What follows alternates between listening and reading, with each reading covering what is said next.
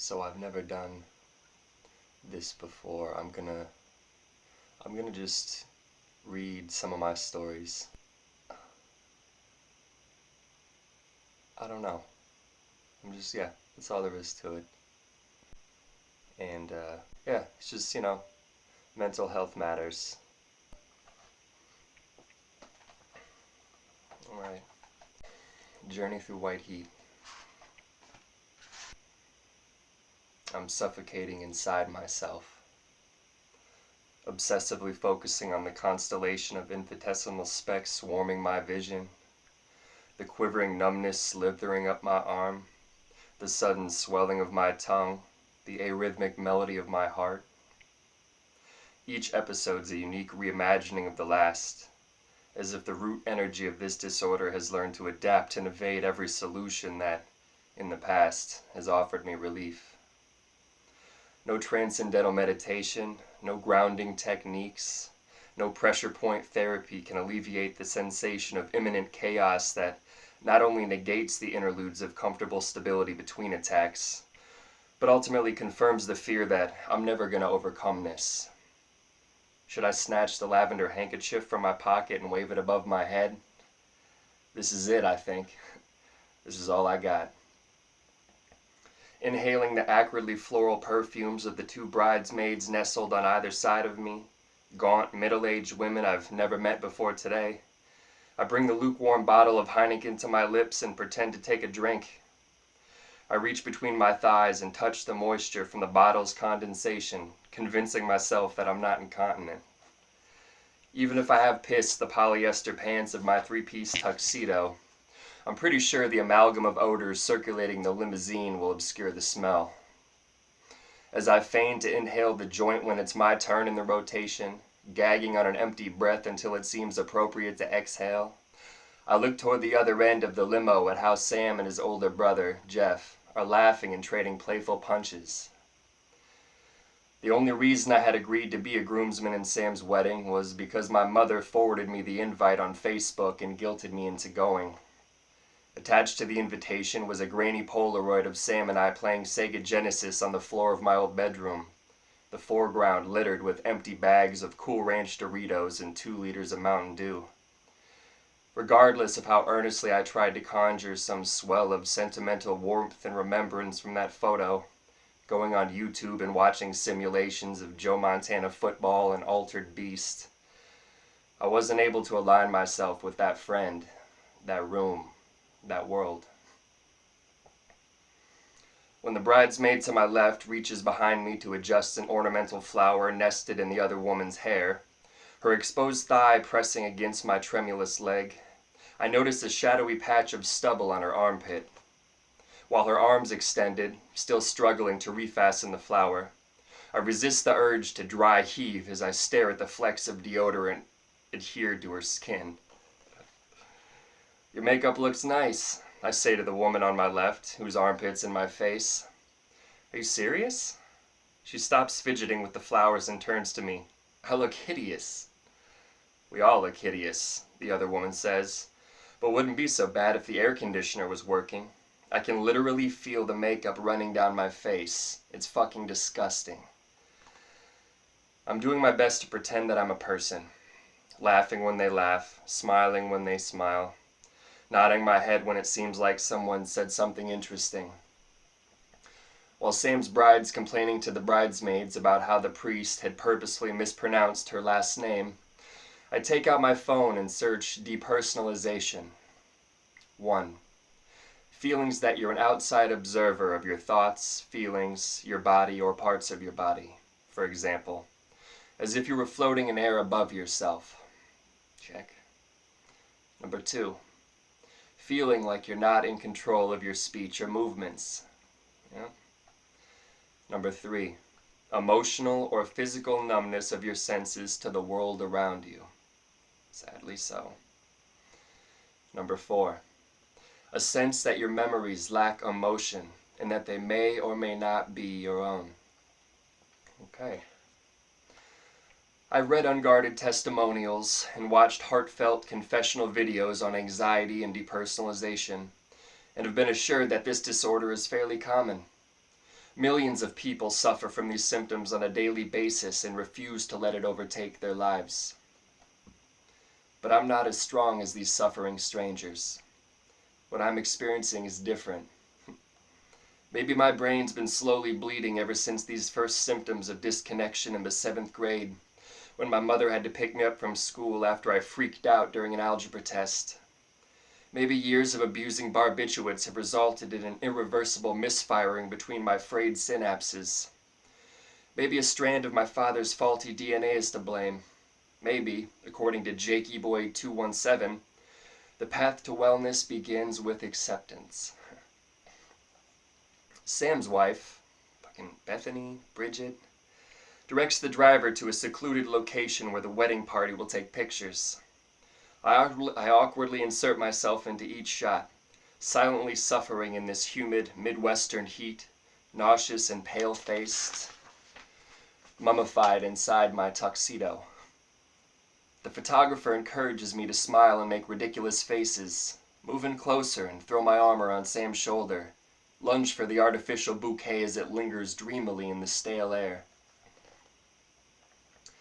Years later, if I manage to survive this manic implosion of mental and physical distress, the vertiginous tightrope walk between the pillars of life and death, I'll look back on these convivial snapshots and reflect on the helpless, overwhelming terror I so artfully disguised behind a mask of camaraderie and excitement, unsettled by how anyone studying these photos will view me as just another giddily smiling goofball striking cartoonish poses with the bunch.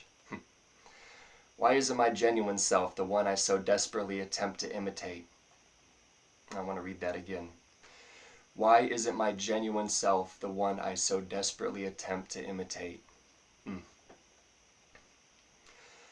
When Sam's wife becomes frustrated by the erratic shifting of the sunlight and demands another series of photos be taken from every conceivable angle, the photographer and the rest of the party begrudgingly groaning in this sweltering jungle-heavy heat, my sense of psychotic detachment becoming so complete, I suddenly find myself wandering back toward the limousine.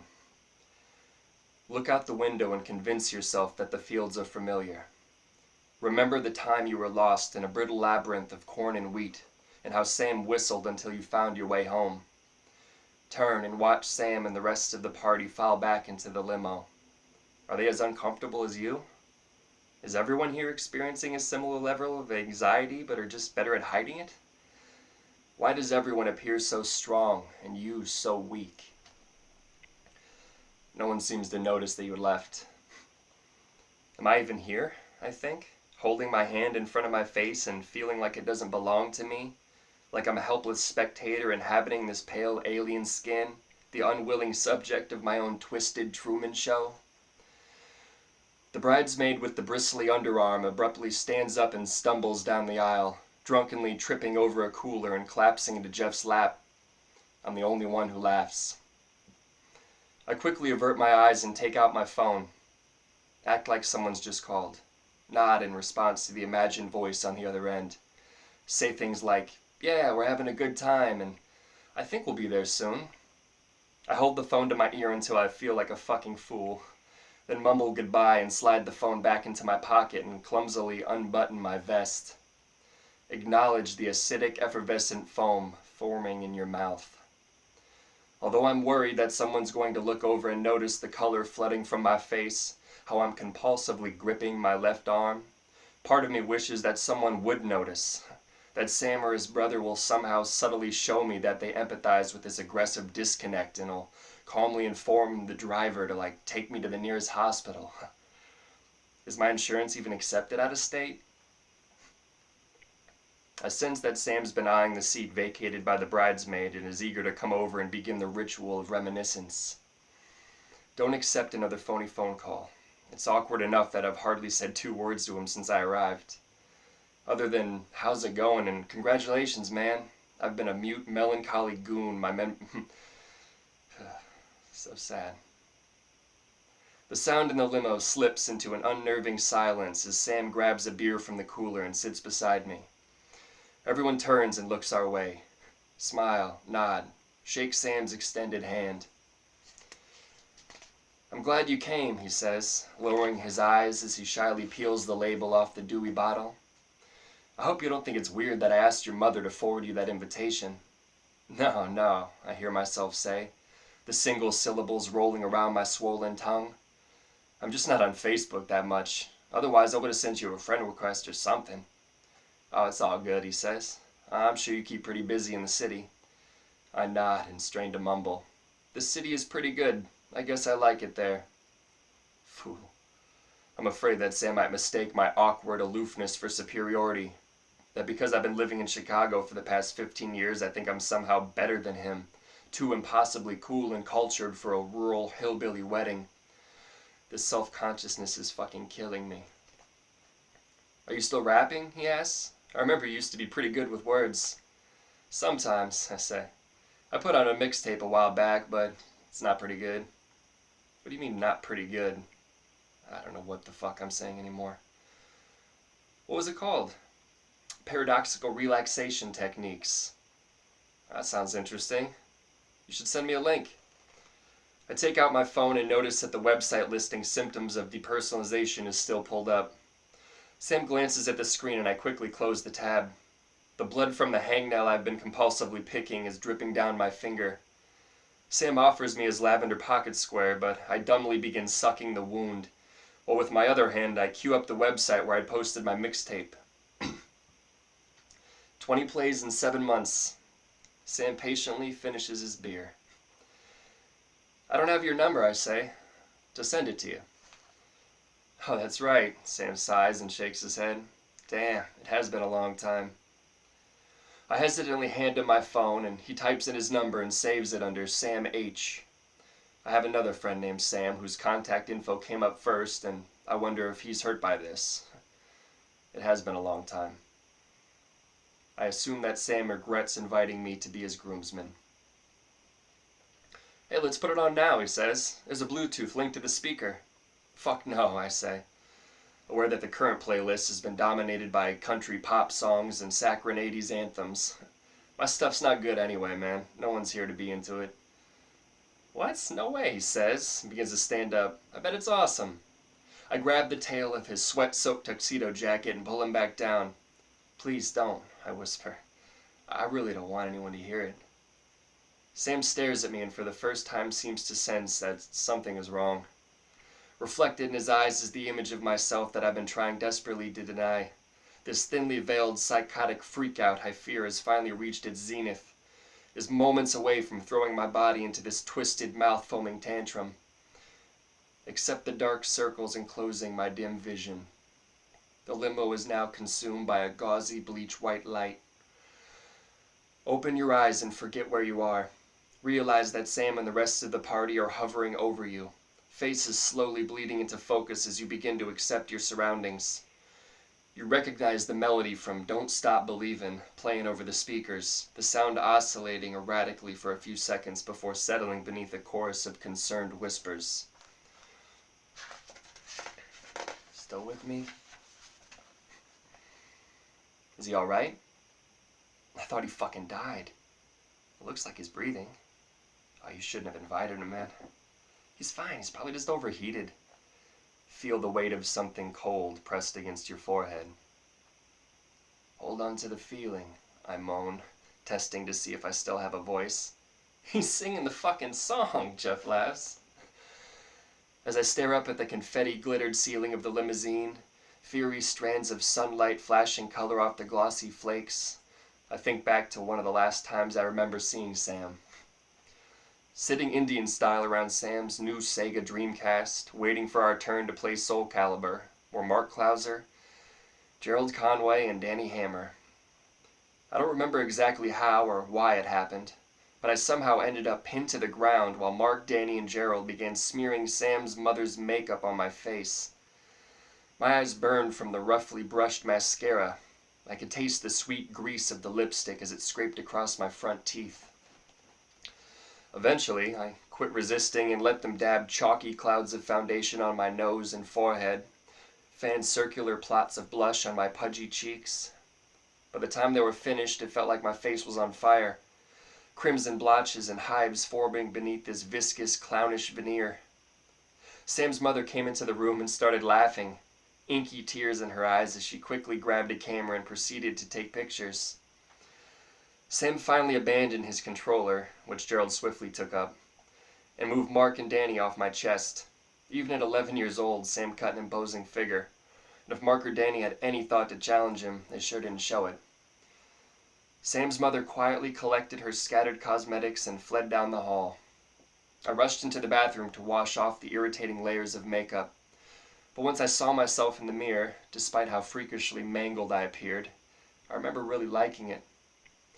The garish colors, the gross, exaggerated features, the nightmarish interpretation of an image that, before then, I had never felt a connection to, now all seemed to reflect the true way I viewed myself. There I am, I remember saying, groping the breath-fogged glass. There you are. I would spend the next month pilfering random cosmetics from my mother's medicine cabinet to try and recreate that beautifully morbid mask, using the Polaroid I had swiped from Sam's mother's dresser as a guide. But I couldn't get it right. Even when it seemed like I'd accurately reproduced Mark and Danny's manic application, right down to the stray veins of lipstick on my teeth, something was missing. Then one day, my face blistered with swelling hives and acne-esque abrasions, my mother caught me attempting to de-beautify myself in the mirror, eyelash curlers in my hand, and that was the awkward end of my cosmetic exploration. Had my mother chosen to attach to the invitation this innocently effeminate image, the nascent proof of an exhausting lifelong conflict, I doubt I could have been convinced to come. It's only Sam and I in the limousine. We're parked on the edge of an expansive cornfield outside of the reception hall, a converted firehouse with a faux brick facade and a bright banner hung across the arched entrance, which reads, "Congratulations, Sam and Brenda." Fucking Brenda. The sunlight's finally relenting to a warm, balmy Indiana evening, and for the first time since we left the church, I'm able to catch my breath. A cup of water is rippling in my unsteady hand, the residual tremors from having reached the apex of this strange, melodramatic insanity. The rest of the wedding party is convened in the parking lot. As I watch them smoke cigarettes and shotgun the remaining beers from the cooler, Brenda lingering near their limousine waiting for Sam to emerge, I'm sickeningly embarrassed and ashamed for ruining their day.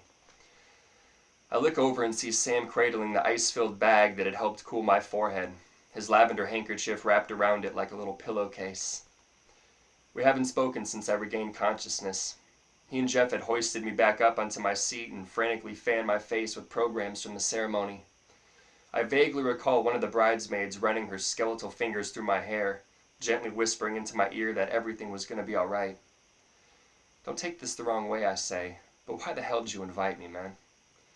Come on, Sam smiles. You're my friend.